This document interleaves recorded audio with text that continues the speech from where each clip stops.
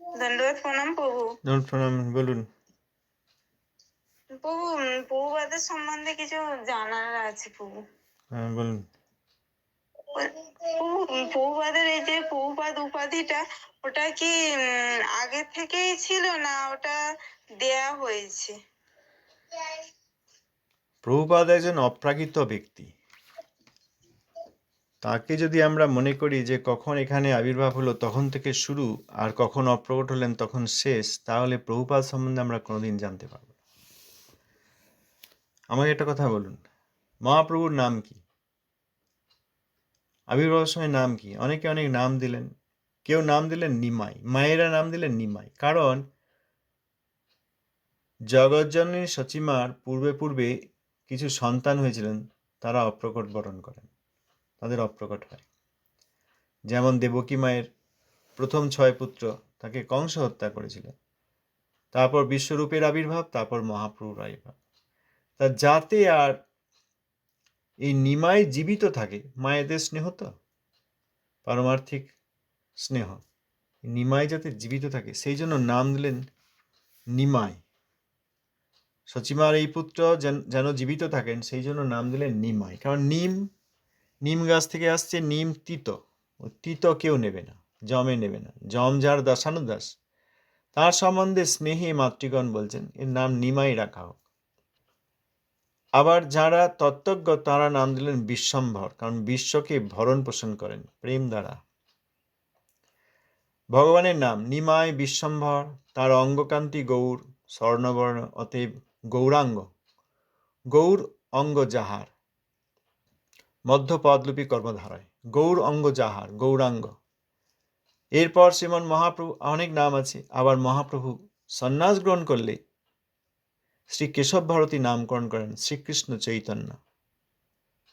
শ্রীকৃষ্ণ নাম বলে জীবের চেতনা নিয়ে আসবেন যিনি, শ্রীকৃষ্ণ চৈতন্য। তাহলে মহাপ্রভুর নাম শ্রীকৃষ্ণ চৈতন্য কখন হলো? সন্ন্যাসে। কিন্তু শ্রীকৃষ্ণ চৈতন্য নাম মহাপ্রভুর নিত্য নাম। তিনি যখন যেখানে লীলা করেন এই শ্রীকৃষ্ণ নাম রূপে প্রকাশিত হন। গোলক বৈকুণ্ঠে যেমন নন্দ মহারাজের ব্রজ রয়েছে, সেরকম নবদ্বীপ ব্রজও রয়েছে, সেখানেও তিনি শ্রীকৃষ্ণ চৈতন্য নামে প্রখ্যাত, বিখ্যাত। অতএব শ্রীকৃষ্ণ চৈতন্য নাম কখন হলো? সন্ন্যাসের পর। হ্যাঁ, লীলাই তাই হলো, কিন্তু নামটি নিত্য। আবার কৃষ্ণেরও উদাহরণ আছে। কৃষ্ণের নাম কেশব, কেশী দানবকে বধ করেছেন বলে কেশব। তো কেশী দানবকে বধ কখন করলেন? যখন ব্রজ থেকে অক্রূর মহারাজ নিয়ে যাবেন কৃষ্ণ বলরামকে, তার আগের দিন সন্ধ্যাবেলায় কেশী দানবকে বধ করলেন সন্ধ্যাবেলায়। আর ওদিকে অক্রূর মহারাজ এসছেন নন্দ মহারাজের গৃহে, যে কংস আমন্ত্রণ করেছে 2 ভাগনাকে নিয়ে যাবে।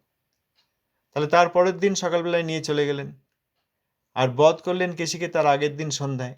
তাহলে কৃষ্ণের নাম কেশব হলো কেশী দানবকে বধ করেছেন বলে, হত্যা করেছেন বলে।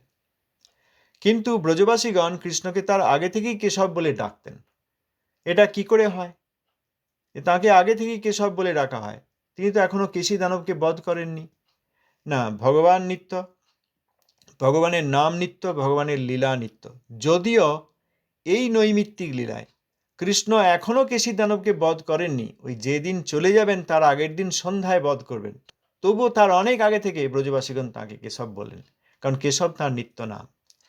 সেরকম সরস্বতী কোনো উপাধি নয় যে এত সালে এই সভায়, ব্রাহ্মণ বৈষ্ণব সভায় তার ব্যুৎপত্তি দেখে ওই যুক্তিতর্কের সভায় বৈষ্ণবতাকে প্রতিষ্ঠা করে তিনি ওই সরস্বতী উপাধি লাভ করেন। আমাদের মতো নয় যে তিনি লাভ করলেন। সরস্বতী তাঁর নিত্য নাম। নিত্য নবদ্বীপ সম্বন্ধে যাদের ধারণা নেই তারা এইসব প্রশ্ন হয়তো আপনার কাছে করেন। সরস্বতী তাঁর নিত্য নাম। এত সালে এই জায়গায় এই ঘটনার জন্য তিনি এই উপাধি লাভ করেন, বা প্রভুপাদ এই উপাধি তিনি লাভ করেন, ওনারা এই উপাধিটা দিয়েছিলেন, এই রকম বিষয়টা নয়। ওই নিমাই, বিশ্বম্ভর, শ্রীকৃষ্ণ চৈতন্য, আবার কৃষ্ণ, কেশব, সেই রকমই সরস্বতী, প্রভুপাদ সব তার নিত্য নাম। প্রভু একটা একজনের সঙ্গে এই নিয়ে কথা হচ্ছিল প্রভু, সে বলছে প্রভুপাদের এই উপাধিটা দেওয়া হয়েছে। আমি বলছি যে তাহলে প্রভুপাদ যে দাদা সঙ্গে তিলক নিয়ে আবির্ভূত হয়েছে কি আমাদের মতন এই দেহ নিয়ে আবির্ভূত হয়েছে? বলছে না, এটা উপাধি দেওয়া হয়েছে, আপনি প্রভুপাদের জীবনী পড়ুন গিয়ে। ওটা কে বলছে? ওই অপরাধী সংস্থা? তাছাড়া আবার কে বলে? হ্যাঁ হ্যাঁ হ্যাঁ, হ্যাঁ প্রভু, তাছাড়া আবার ওই দেখুন, জন্যই তো বলছে। উপাধি কাকে বলে? বলছে যে বলুন কি বলছি। বলছে যে এই আমি বললাম যে এই উপাধির কথাটা হতে হতে তখন বলছে যে আমাদের উনি সেই একই প্রথম থেকে তর্ক করে যাচ্ছে। প্রভুপাদেরকে প্রভুপাদ বলছে না, প্রভুপাদের নাম নিয়ে বলছেন যে আপনারা তো এই করেই তো ঘুলিয়ে দিয়েছেন। হ্যাঁ, বলছে ঘুলিয়ে দেওয়ার কি আছে, এটা তো হচ্ছে এই দেখুন, উপাধি পাওয়া। শুনুন, এটা তো হচ্ছে উপাধি মানে কি? আত্মার, এখন আমি যে আত্মা, আমার দুটি উপাধি আছে, একটা হচ্ছে স্থূল শরীর আর একটা সূক্ষ্ম শরীর। স্থূল শরীর ক্ষিতি অবতেজ মরুদ্বন্দি তৈরি, আর সূক্ষ্ম শরীর মন বুদ্ধি অহংকার চিত্ত, এইগুলোকে উপাধি বলে। একটা লোক ছোটবেলায়, একটা বাচ্চা জন্ম হয়েছে, বড় হয়েছে, পড়াশোনা করেছে, প্রতিভা আছে, পণ্ডিত হয়েছে, বুদ্ধিমান হয়েছে, তখন বিজ্ঞানে কিছু আবিষ্কার করেছে, তাকে বিজ্ঞানী বলা হয়েছে। এটা একটা উপাধি। উপাধি মানে মূল জিনিস, তারপর আর একটা কিছু যোগ হলো, মূল আত্মা, তার উপরে এই বন্ধন যোগ হয়েছে, মন বুদ্ধি অহংকারের বন্ধন। তারপর শরীর, তাতে 5টা জ্ঞানেন্দ্রিয়, 5টা কর্মেন্দ্রিয় রয়েছে, সেই শরীর যোগ হয়েছে। এইগুলো উপাধি। আমার শরীরটা একটা উপাধি, আমার নামটা এখানে একটা উপাধি। আগের জন্মে এই নাম ছিল না, পরের জন্মে এই নাম কেউ বলতে পারবে না। আমি আগের জন্মে কি ছিলাম বলতে পারবো না, এর পরের জন্মে আমার যে নাম হবে আমি এখনো জানি না। এগুলো উপাধি। আর আত্মা মূল। সেই রকম ভগবান এবং তার পার্ষদ, তাদের নাম, তাদের রূপ, গুণ, লীলা, এগুলি কোনোটি উপাধি নয়। আর তাদেরকে একটা কথা জিজ্ঞেস করবেন যে আপনারা যে কৃষ্ণ কনসাসনেস প্রচার হয়েছে বলেন, স্বামী মহারাজ আপনাদের কি শেখালেন? বলবেন। স্বামী মহারাজের নাম নিয়েই বলবেন যে স্বামী মহারাজ আপনাদের কি শিখিয়েছেন? গুরুদেবের নাম, গুরুদেবের উপাধি নয়, এটুকু শেখাননি? তাহলে আপনাদেরকে অপসম্প্রদায় বলবো না কেন? উপাধি বুঝতে পেরেছেন? এটা শরীরের উপর আবার যে জামা কাপড় পরা হয়, ওগুলো একটা উপাধি। কারণ শরীরের সঙ্গে তো জামা কাপড় নেই, জামা কাপড় পরেছেন, তারপরে আবার সেজেছেন, ওগুলো একটা উপাধি। রাজা রামমোহন রায়, এই রাজাটা তার উপাধি। তিনি কি রাজা ছিলেন? তিনি রাজা ছিলেন না। রাজা রামমোহন রায়, বুঝলেন? নেতাজি সুভাষচন্দ্র, তার নাম ছিল সুভাষচন্দ্র বসু। তিনি দেশ উদ্ধারের জন্য নেতৃত্ব দিয়েছিলেন বলে তার উপাধি হয়েছে নেতাজি। এইগুলো উপাধি, এগুলো সঙ্গে নিয়ে আসেননি। উপাধি। এই ইস্কনটা একবারে সর্বনাশ করে দিয়েছে জগতের। বলবেন না আপনারা জগতের সর্বনাশ, আপনাদের প্রচারটা অপপ্রচার এবং সর্বনাশ করে দিয়েছেন। এটা ভালো করে বুঝিয়ে বলবেন। আর স্বামী মহারাজের নাম না নিচ্ছেন, না নেবেন, যে যিনি এসব প্রচারাদি করেছেন তিনি সর্বনাশ করেছেন জগতের। এরকম তো কেশব গোস্বামী মহারাজের মন্দিরে কেউ বলেননি, শ্রীধর গোস্বামী মহারাজের মন্দিরে কেউ বলেননি, মাধব গোস্বামী মহারাজের মন্দিরে কেউ বলেননি। তা কেবল আপনারা বলেন, কারণ আপনাদের এই সর্বনাশ হয়ে গিয়েছে। আপনাদের এই প্রচার সর্বনাশ করেছে।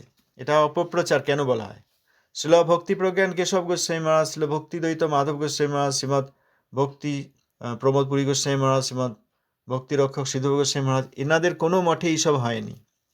আপনাদের প্রচারক কি করেছেন জানি না, তিনি গুরুদেবের যে নাম, সেটি অপ্রাকৃত নাম, নিত্য নাম, সেইটি আপনাদেরকে না বুঝিয়ে যেহেতু তিনি ওইটি নিয়ে নিয়েছেন, এই জন্য আপনাদের মধ্যে এত তর্ক আরম্ভ হয়েছে। যদি তিনি না নিতেন, কেশব গোস্বামী মহারাজ তো প্রভুপাদ হননি, শ্রীধর গোস্বামী মহারাজ তো প্রভুপাদ হননি। উনি প্রভুপাদ হয়ে গেছেন, ওই জন্য প্রভুপাদটা মনে করেছেন উপাধি আমি নিয়ে নিতে পারি। উনি তাই করেছেন। ওনাদেরকে বলবেন যে আপনাদের যে প্রচার, এটা অপপ্রচার, তার প্রমাণ আপনি, আপনার যুক্তি। রাজা রামমোহন রায়ের উপাধি রাজা, যেটা বললো আপনি তো ডিসকানেক্ট হয়ে গেছিল। হ্যাঁ, রামমোহন রায়ের উপাধি রাজা। সুভাষচন্দ্র বসু, তেনার জন্ম হয়েছিল সুভাষচন্দ্র বসু রূপে। তারপর তিনি যখন জন্মেছেন তখন ভারত পরাধীন ছিল। তিনি সেই পরাধীনতার গ্লানি সহ্য করতে পারেননি। তিনি আজাদ হিন্দ ফৌজ গঠন করেছিলেন এবং ভারতের স্বাধীনতায় তিনি নেতৃত্ব দিয়েছিলেন। এই জন্য তার নাম নেতাজি হয়েছে। এরকম অনেক উপাধি জগতের লোকের আছে, এগুলো উপাধি। কিন্তু ভগবান যখন আবির্ভূত হন আর তার পার্শ্বদ ভক্ত যখন আবির্ভূত হন, তখন তাকে উপাধি দিতে হয় না যে একটা মাটির প্রলেপ আছে, তার উপরে আমি আবার একটা কাপড় চাপিয়ে দিলাম। যে পুতুল করে প্লাস্টিক বা মাটির পুতুল, তারপর একটা জামা কাপড় চাপিয়ে দিলাম। আমি আত্মা, আমার ওপর এই সূক্ষ্ম স্থূল শরীর চাপিয়ে দেওয়া হয়েছে, তারপর আবার নাম চাপিয়ে দেওয়া হয়েছে। বা যারা পিএইচডি করছেন তাদেরকে ডক্টরেট বলা হয়েছে। এগুলো সব উপাধি। প্রভুপাদ নামটা উপাধি ন, এটা অপ্রাকৃত এবং নিত্য নাম। ভগবান এবং তার পার্শ্বদের নামগুলি নিত্য নাম। ভক্তি বিনোদ নিত্য নাম, নিত্য নবদ্বীপে আছে। ওরা তো নিত্য নবদ্বীপ মানে না, কারণ ওদের একজন তথাকথিত গুরু এই জৈব ধর্ম পুড়িয়ে দিয়েছিল। জৈব ধর্মে আছে যে ব্রজের 2টি প্রকোষ্ঠ, একটি নন্দব্রজ আর একটি নবদ্বীপ ব্রজ। এই নবদ্বীপ ব্রজে এনাদের নিত্য অবস্থান। জগন্নাথ দাস বাবাজি মহারাজ সার্বভৌম। এই সার্বভৌমতার উপাধি নয়, সার্বভৌমতার নাম, অপ্রাকৃত নাম। শ্রী সচ্চিদানন্দ ভক্তিনাথ ঠাকুর কেদারনাথ, এখানে তিনি কেদারনাথ রূপে আবির্ভূত হয়েছেন, ওটাও অপ্রাকৃত নাম এবং নিত্য নাম। কেদারনাথ নামও অপ্রাকৃত এবং নিত্য নাম। আবার শ্রী ভক্তি বিনোদ তাঁর অপ্রাকৃত নাম, নিত্য নাম। এই আমাদের মতো পাস করলে উপাধি পাওয়ার মতো নয়, বা আবিষ্কার করলে বিজ্ঞানী হওয়ার মতো উপাধি নয়। বলবেন যে আপনাদের প্রচারটাকে অপপ্রচার বলে, আর অপপ্রচারের প্রমাণ আপনি প্রভুপাদ অপ্রাকৃত নাম নিয়ে যুক্তিতর্ক করছেন। ও এই বিষয় নিয়ে কথা হতে হতে তারপরে বললো যে প্রভুপাদের ওইটা হচ্ছে শিষ্য হচ্ছে, উনি প্রভুপাদের উপাধি এটাই পেয়েছে এই জন্য কারণ উনি যোগ্য হয়েছে। আমি বললাম যে তাহলে অন্য শিষ্যরা তাহলে কি যোগ্য নয়? বলছে হ্যাঁ নিশ্চয়ই নয়, নাহলে উনি আন্তর্জাতিক হলো কি করে? হ্যাঁ, কারণ আমরা যে অনেকদিন ব্রিটিশের অধীন ছিলাম, সাদা গায়ের রং দেখলে খুব ভালো লাগেছে, এই জন্য সাদা কালো লোক সব এসে গিয়েছে আর উনি যোগ্য হয়ে গেছেন। সাদা কালো লোক দিয়ে কখনো যোগ্যতার বিচার হয় না। অতএব তাদের এই যে বিদেশ আর প্রচারের খেলা, এটি অপপ্রচারের অপরাধ। এই লোকগুলোর মধ্যে একটিও ভগবত ভক্তি নেই, আমি প্রমাণ করে দিতে পারি। গৌড়ীয় কণ্ঠহার পায়ে তুলেছিল, গৌড়ীয় কণ্ঠহার কি নাম, আর তার মধ্যে ভগবানের শ্লোকাদি আছে। একটা কাগজে ভগবানের নাম থাকলে সেই নাম উপরে রাখতে হয়, সেই নাম পড়ে গেলে প্রণাম করতে হয়, সাবধানে রাখতে হয়। আর এই গৌড়ীয় কণ্ঠহারে ভগবান এবং তাঁর শ্লোক কত আছে, সেটি পায়ে তুলেছিল যে লোকটা, কি অবস্থা! তার আবার অনেক শিষ্য। আর একটা লোক জৈব ধর্ম এবং অন্যান্য গৌড়ীয় গ্রন্থ পুড়িয়ে দিয়েছিল। এই হচ্ছে ওই সংস্থাটি। অতএব ওদেরকে বলবেন যে আপনারা যতই এদিক থেকে চেষ্টা করেন, আপনাদের এই অপপ্রচারের ফলে যে সর্বনাশ হয়েছে, এর থেকে আপনাদের উদ্ধার নেই। এটা বলে দেবেন যে আপনাদের গুরু অপপ্রচার করেছেন, আপনারা অপসম্প্রদায়, আউল বাউলের মতোই আপনারা সখী বেগি, অতিবাড়ি আর সহজিয়া। ও এটাও আবার বলছে যে আমাদের জৈব ধর্ম পড়ে না, কে বলেছে? আমি বলি যে আমার বান্ধবীদের জিজ্ঞাসা করেছি, আপনাদের ওই সংস্থারই রয়েছে, তারা বললো যে আমরা এইসব গ্রন্থ চিনি না, প্রভুপাদের উপদেশ আমি তো জৈব ধর্ম এইসব চেনেই না। বলছে ওটা উঁচু লেভেলে গেলে তখন গুরুবর্গদের গ্রন্থ ধরায়। তাই বললেন আরে নিচে তাহলে যখন আছেন, আপনাদের আগে নিচের প্রথমে লেভেলে যখন আছেন তখন চুপ করে থাকুন, এটা বলে দেবেন। নিচের লেভেলে যখন আছেন আরে তখন চুপ ওই করে জন্য থাকুন। আপনাদের নিচে মানে ভক্তির শুরুতে ওই জন্য ভগবানকে ধরিয়ে দিচ্ছে, গুরুবর্গ নয়। ভগবানকে ধরানো তো সহজ বলতেছে নয়। আনারে তর্ক করছে। হ্যাঁ, ও দেখুন, ওনাদের একটা অপসম্প্রদায়, এটা বলে দেবেন যে আপনারা যে তর্কাদি করছেন এতে প্রমাণ করছেন যে এটা একটা অপসম্প্রদায়। যিনি প্রচার করেছেন, আর অনেক বিদেশি তো খুব ভালো লাগে, কারণ বিদেশিদের অধীনে ছিলাম, এখন স্বাধীন হয়েছে দেশ, বিদেশি পাওয়া যাচ্ছে না, উনি আবার বিদেশি নিয়ে এসছেন, এই জন্য খুব মনে হচ্ছে দারুণ প্রচার হয়েছে। প্রচারের ওই তো দেখা যাচ্ছে, নমুনা দেখা যাচ্ছে প্রচারের, যে তারা প্রভুপাদের নাম যে অপ্রাকৃত নাম, এই ধারণা তাদের নেই, বুঝতে পেরেছেন? তাই আর কি হবে, ওদেরকে কেয়ার করার কোনো কারণ নেই। ও এই যে আরেকটা বিষয় বলছি যে এই যে ভক্তিবিনোদ ঠাকুরকে যে ওই বাজে কথাটা বলেছে, ওইটা হচ্ছে কি ওয়েবসাইটে এখনো পাওয়া যাচ্ছে? হ্যাঁ, ওই যে রেকর্ডিংটা দিয়েছি আমি ভিডিওয়ে, বলছি ওর যে আমি শেষ করলে। হ্যাঁ, হ্যাঁ আমি ওটা দিয়েছি ভিডিও, বলছে আমি এরম ভাবে প্রমাণ দেখতে না, কোথা থেকে কে কোথায় থেকে নিয়ে এসে দিলে আমি শুনবো কেন? ওয়েবসাইটে আমি সার্চ করছি, পাচ্ছি না। কণ্ঠস্বরটা কার? কণ্ঠস্বরটা তো ওনারই, যিনি প্রচার করেছেন, বিদেশি নিয়ে এসছেন আর প্রভুপাদের অবমাননা করেছেন। তারপরে আমাকে লাস্টে বলছে যে গুরুবর্গদের নিয়ে কি করেছে না করেছে আমাদের বিচার করার হ্যাঁ, ক্ষমতা নেই। না, বিচার করার ক্ষমতা নেই, কিন্তু আমি যে তাহলে গুরুবর্গকে অসম্মান করলে সেটা আমরা অবশ্যই প্রতিবাদ করার আমাদের অধিকার আছে। বলবেন আপনার বাবাকে আমি যদি চরিত্রহীন বলি, আপনি কি বলবেন? বলবেন যে বলছি না, কিন্তু আপনার বাবাকে কেউ যদি চরিত্রহীন বলে, দুশ্চরিত্র বলে, আপনি কি করবেন? ও থাক, বাবা হচ্ছে উচ্চ স্তরের ব্যক্তি, তাকে চরিত্রহীন কেউ বলেছে বলুক, এই নিয়ে আর আলোচনা করতে হবে, তাই বলবেন? না ঠাস করে একটা চড় মারবেন? আপনারা অপ্রাকৃত গুরুবর্গ নিয়ে অসম্মান করেছেন প্রচারের ছলে, আপনারা অপসম্প্রদায়, বলে দেবেন যে আপনারা সখী ভেকি অপসম্প্রদায়, নাম শুনেছেন আউল বাউল, সেই রকমই আপনারা একটা, এটা বলে দেবেন আর সোজা হয়ে যাবে। কত তর্ক করবেন? না, কত তর্ক করবেন? প্রভুপাদের নামকে যারা অপ্রাকৃত বলতে পারে না, নিত্য বলতে পারে না, তারা প্রভুপাদকে নিত্য বলে না। প্রভুপাদ নিত্য না হলে তার শিষ্যের কি গুরুত্ব আছে? যজ্ঞ হয়ে প্রভুপাদ হয়েছেন, যজ্ঞ হয়ে গুরুর পাদুকাটা পড়ে নেবো, গুরুর নামটা নিয়ে নেবো, গুরুর আসনে বসে পড়বো, কেউ করেছেন? এই দেখুন, গুরুর পাদুকা, গুরুর নাম, গুরুর আসন, এগুলি সম্মানীয়,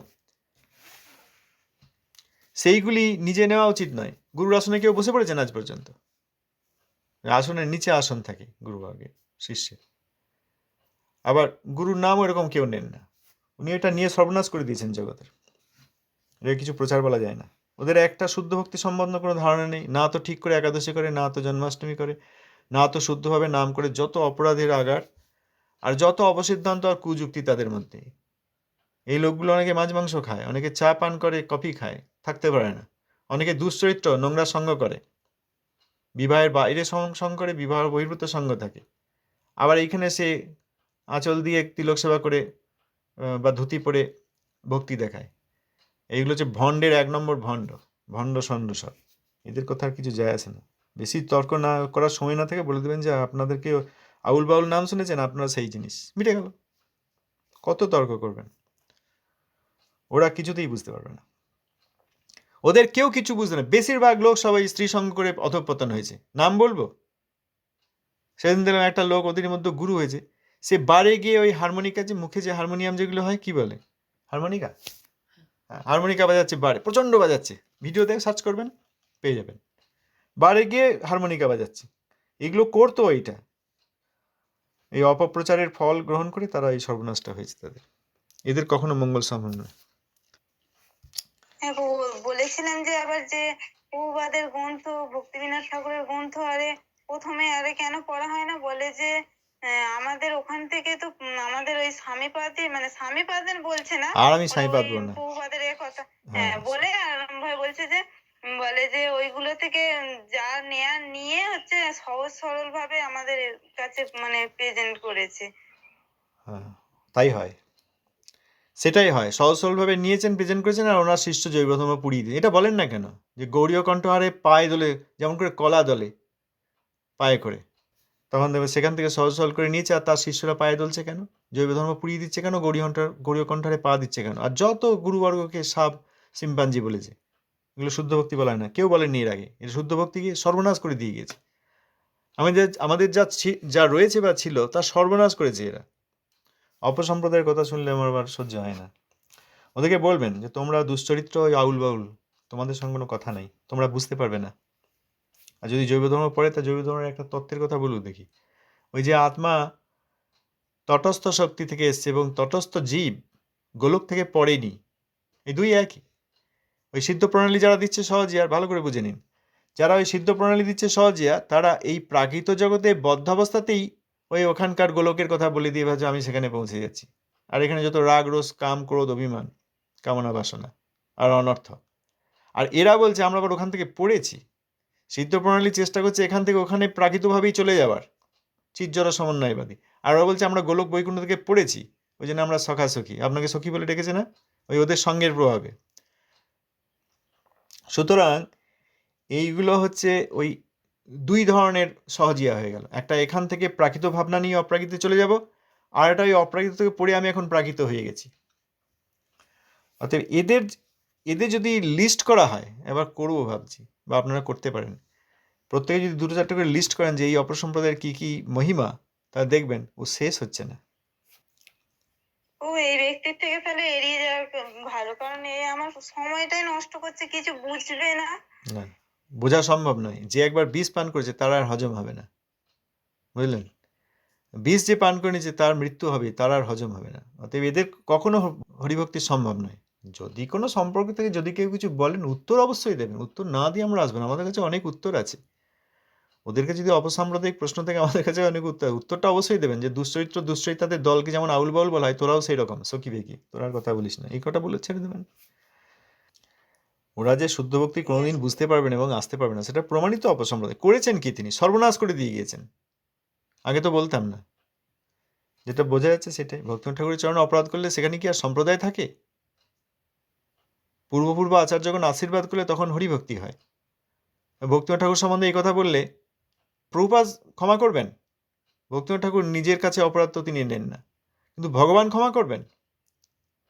ভক্তিনাথ ঠাকুরের চরণে যে যে কথা বলেছে সেইটার জন্য ভগবান গৌরসুন্দর ক্ষমা করবেন না, নিত্যানন্দ প্রভু ক্ষমা করবেন না, আবার প্রভুপাদও ক্ষমা করবেন না। প্রভুপাদ ভক্তিনাথ ঠাকুরকে কি চোখে দেখেন? কারণ ধারণা আছে এদের, ওই বিদেশি নিয়েই থাকুক, বিদেশিদের পরাধীন ওরা, শুদ্ধ ভক্তিতে আসতে পারবে না। আচ্ছা, আর কিছু বলবেন? না প্রভু, দণ্ডবোধ প্রণাম। ধন্যবাদ, প্রণাম। প্রভুপাদের কথা দেখছেন, প্রভুপাদের নাম নিয়ে এদের তর্ক। এমন একটা প্রচার করেছে, এমন একটা প্রচার হয়েছে বলছেন, যেখানে পূর্ব আচার্যগণের নাম নিয়ে তর্ক আরম্ভ হয়ে গেছে। এবার ভক্তিনাথ ঠাকুর তো উপাধি, উপাধি মানে ওই আসল জিনিসের সঙ্গে যোগ করা হয় যেটা, সেটা উপাধি, সেইটা বলবে। এখন আর কি বলা হবে? অপসম্প্রদায় কি এমনি বলি? আর কেউ তো বলছেন না, সব তো তাদের সঙ্গে যাচ্ছেন। ওই যে আরেকজন ভক্ত বললেন, 4 জন গিয়েছিলেন, তাদের ব্যাগে ওই সংস্থার বই, ওই সংস্থার দ্বারা প্রিন্টেড বই। আর যখন বলছে আপনারা কোথা থেকে এসেছেন, আমরা ওই সংস্থা থেকে এসেছি, নিজের গৌরীয় মঠের নাম বলতে পারছেন না, অভ্যাস হয়ে গেছে বলছেন, যা সবসময় ওদের সঙ্গে থাকি তো অভ্যাস হয়ে গেছে। এই তো তাদের অবস্থা। কেউ তো বলছেন না, আমরা তো বললাম অপসম্প্রদায়, আর কেউ বলেছেন? এটা একটা ভয়ঙ্কর অপসম্প্রদায়। কেউ কেউ হয়তো বলেছেন। যাই হোক, এটা বুঝতে পারলে জগতের মঙ্গল হবে, নাহলে এই তর্ক বিতর্কের মধ্যে দিয়ে সময় নষ্ট হয়। ধন্যবাদ। ধন্যবাদ প্রভু। ধন্যবাদ।